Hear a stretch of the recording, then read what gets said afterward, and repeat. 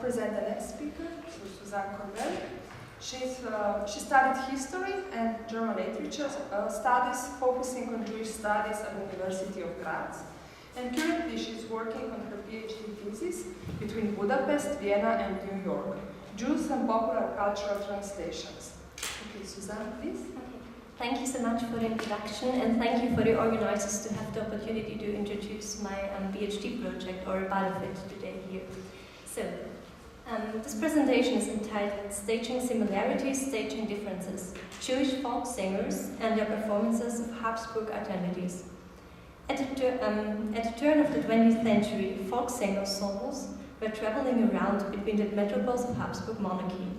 Folk singers, for example, performing musicians, were the primary entertainers in the second half of the 19th century, before the emergence of music halls, the movie industry, and the cabaret.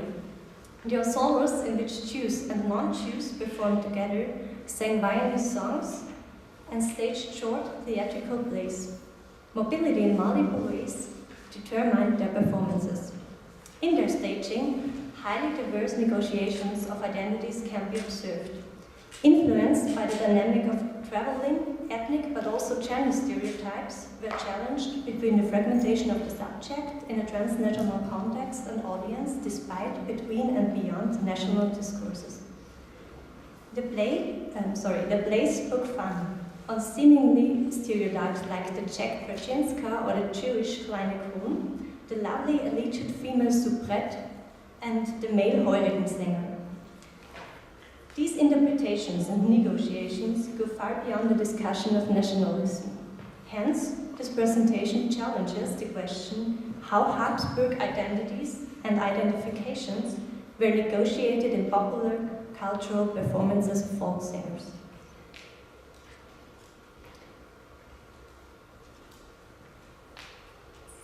To answer these questions, the presentation consists of three parts. Firstly, I will elaborate a bit more on the mobility of artists and the groups and the consequences this mobility had for their performances.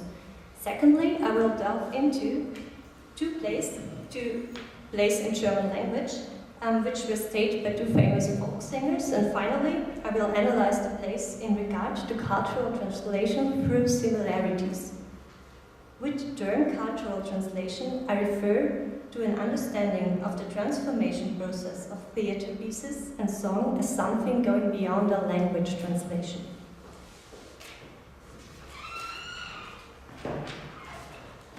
Mobility and migration for social, economic, political and/or professional reasons was a common praxis and to German everyday life in the Habsburg monarchy at the turn of the 20th century.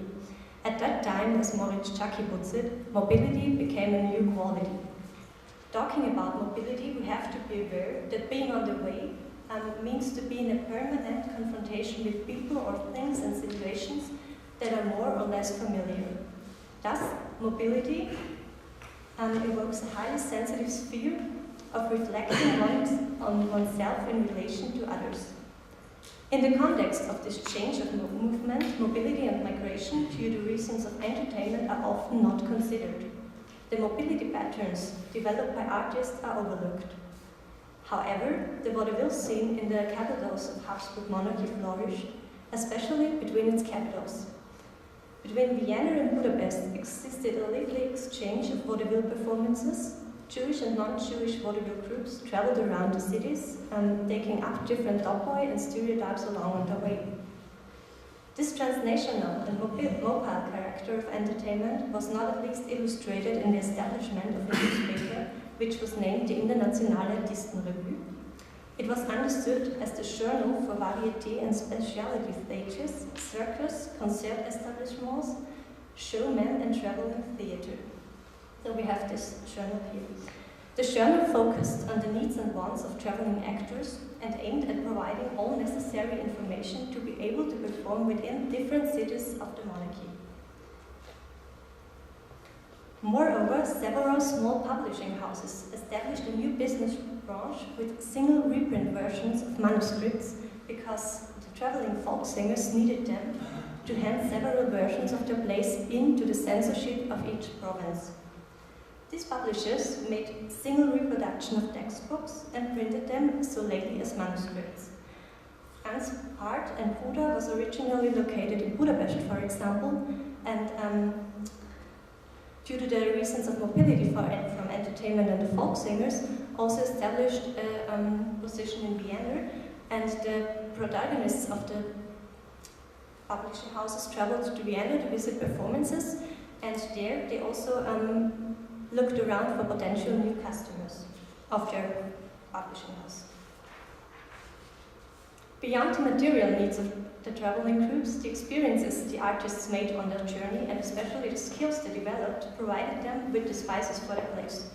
Mobility, respectively migration, mainly influenced the staging and the transformation of the performances of artists and especially folk singers. It is therefore not surprising that the groups continually recaptured the phenomenon of traveling in their performances and songs. In doing so, their songs and pieces served as basis for the negotiation of their identifications. In this presentation, I want to regard this transformation process and this reference referring to identifications as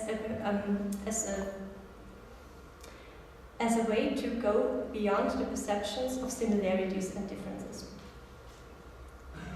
I want to delve into two outstanding and likewise representative examples of the folk singer pieces in the following part now. The first example I brought is the Afrika-Reisende, so the Africa, in all the translations I did literal translations. So, it's the Afrika-Reisende. It was a solo scene that was handed in to the Austrian censorship by the Singspielhalle M. Lautsky in February of 1899. The Singspielhalle Lautsky was commonly known as the Budapester of Filmsgesellschaft, a Viennese folk singer ensemble, which was very famous for this, that Jewish and non-Jewish folk singers interacted strongly together in this group. It was founded at the end of the 1880s and operated together until 1938. The play Der Afrika-Reisende was staged by a member of this ensemble, the famous Viennese folk singer Heinrich Eisenbach. Eisenbach himself was famous for utilizing stereotypes and especially the denunciated jargon in his piece. In the Afrika-Reisende, he embodied an alleged Czech traveler who just arrived back home after a journey to Africa. He is now, having been traveled through Africa, a famous man and is able to bribe the audience on his global knowledge. He combines this global knowledge with his life story and thus relates the story of his journey experiences with his socializing process in the Habsburg monarchy. After a short entresang, a prose opens the play. Der Afrika-Reisende named Wenzel states, Sie brauchen schon nicht von mir zu fürchten, warum ich ein bisschen wild ausschaue, ich tue Ihnen nichts, ich bin ja Böhm. Wenzel Jacek heiße ich und beschäftige mich mit Afrikanisten. Wenzel began his career at the Schuhmeister Bobbischal, the shoemaker in Favoriten, the 10th Viennese district. But in his study time, he learned more about food and, for example, Bohemian piece, besides shoes. Moreover, he got a very well knowledge in childcare. Alle 2 Stunden habe ich dem Popalatschl Milch geben müssen, aber nur aus dem Flascherl, anders war es mir selbstverständlich nicht möglich. Einmal ist mir ein Malheur passiert und ich habe dem Kindl aus Spiritusflaschen zu trinken gegeben. Bitte, kleiner Irrtum ist ja möglich.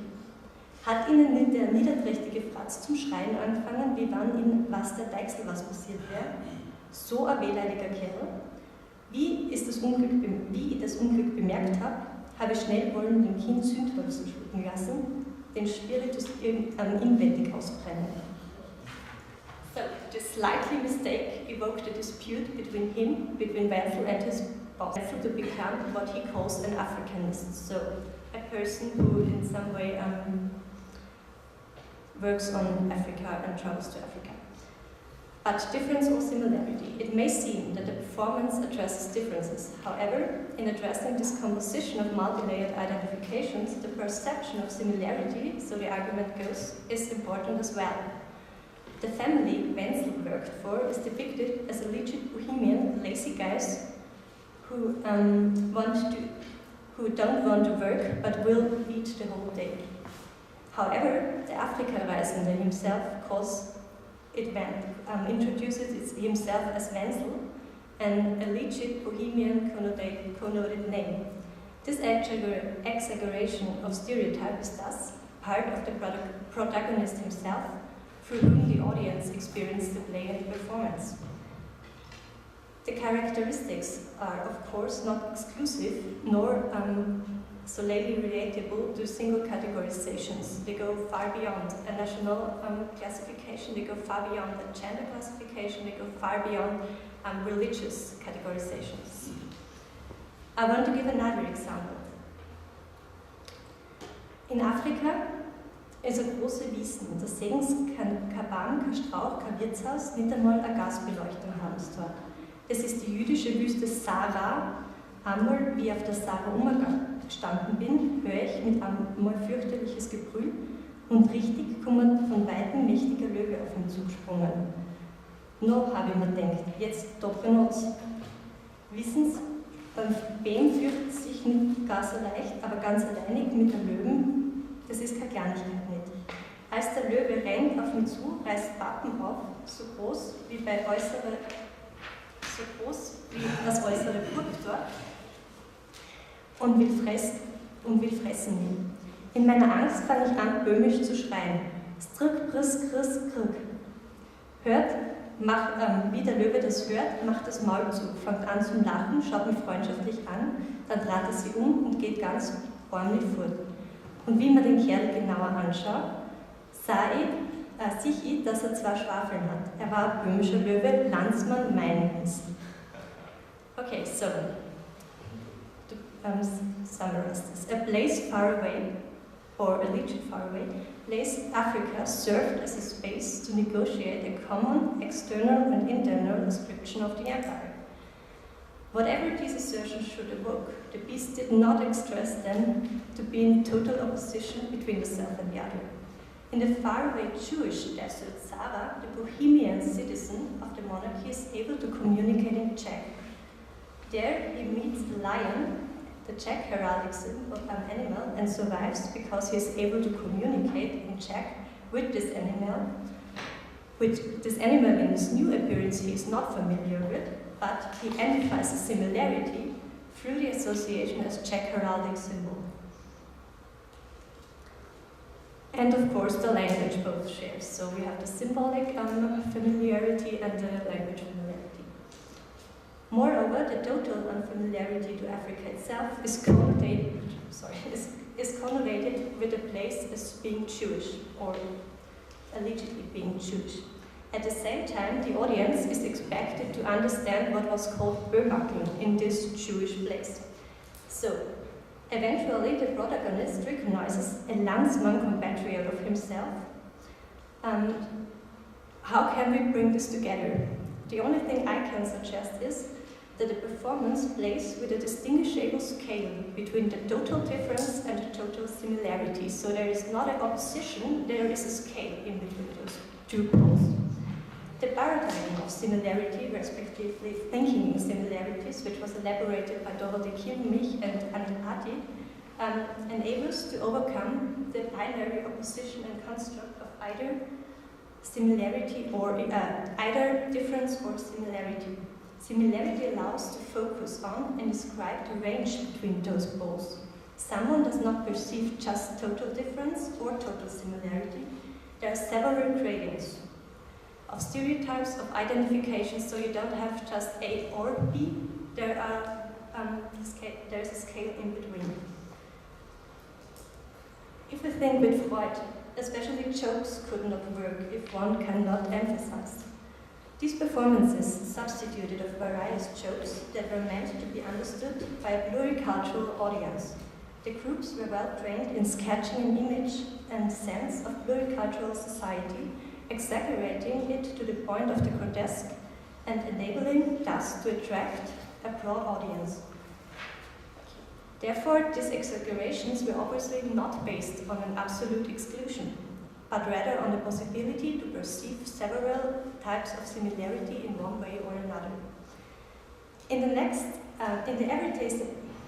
In the everyday practice, similarity is what became evident. It is an indifference to difference that became obvious.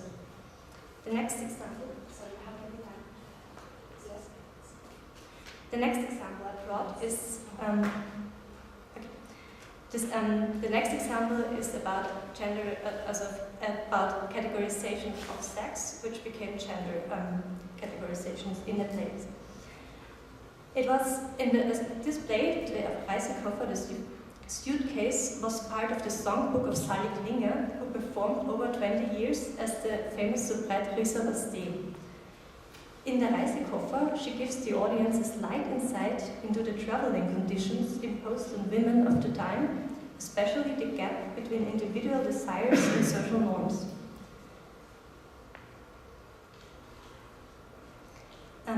Von einer Reise komme ich, das sieht man mir doch an. Auch ein Malvey, ganz fürchterlich, passiert mir auf der Bahn.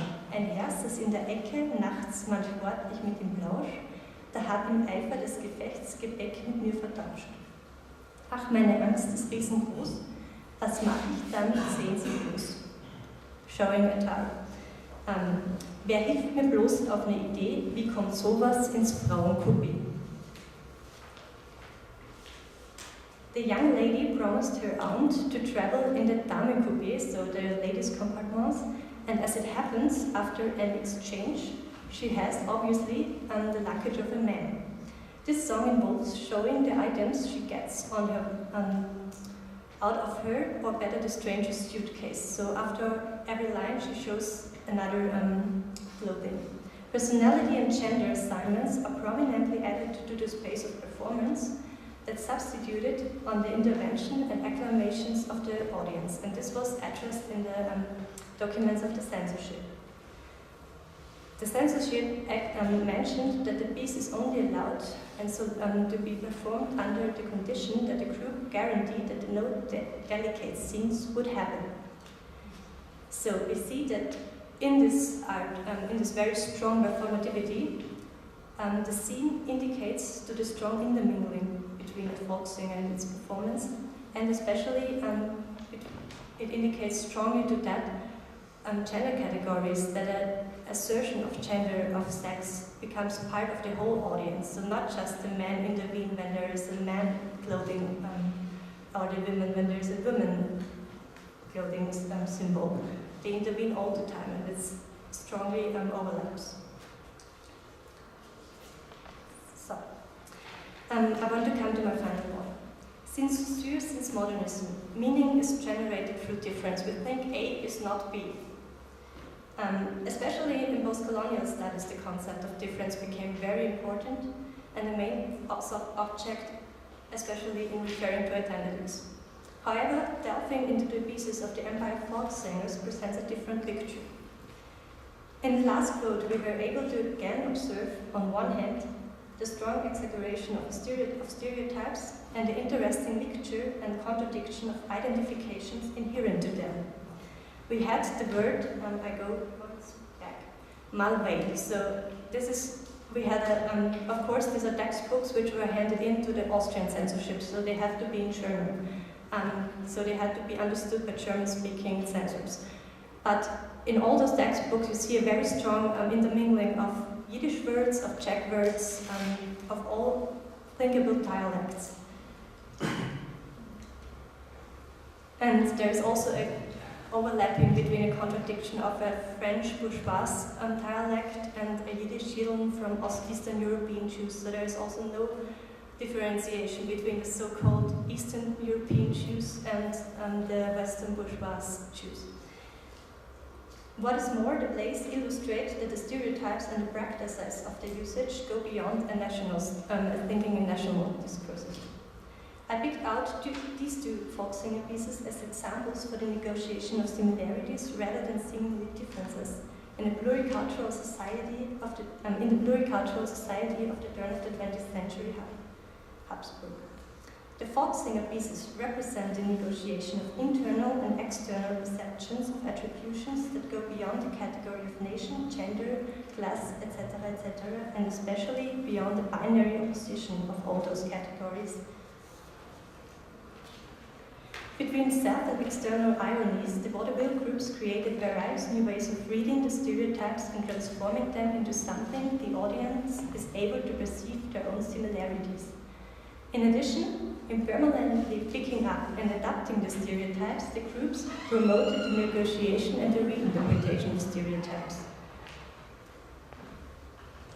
And the phenomenon of traveling somewhere else, being on the way, being fluent and dynamic, was not solely appropriate for this, but indeed suggested and indicated to the dynamic and fluent character of life and the changeability of the present time, probably through recognizing similarities in alleged dichotomous oppositions. The folk singers tried to transport this agenda to the audience by the means of their plays. Thank you.